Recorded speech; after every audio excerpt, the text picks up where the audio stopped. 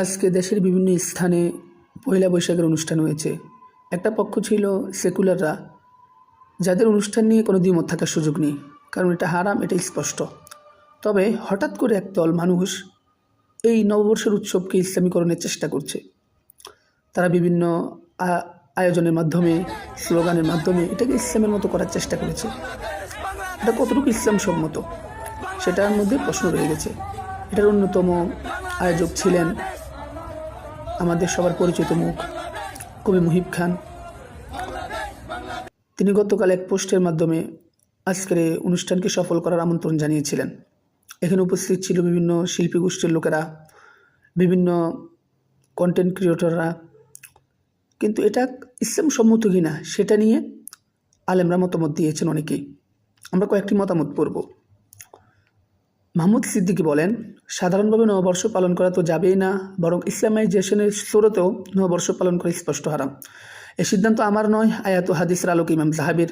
তিনি আলিম, খতিব, লেখক এবং সম্পাদক। বাংলাদেশের পরিচিত আলেম হারুন ইজহারও এটার উপর কথা বলেছেন।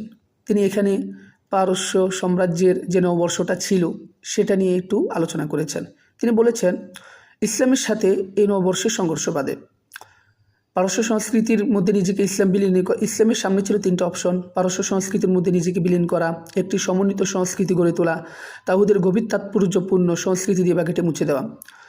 তিনি লেখেন, ইসলাম প্রথম দুটা গ্রহণ করেনি, বরং ইসলাম দাওয়ার মাধ্যমে বিজয় হওয়াকে বেছে নিয়েছে। সুতরাং আমাদেরকেও সেটা করতে হবে।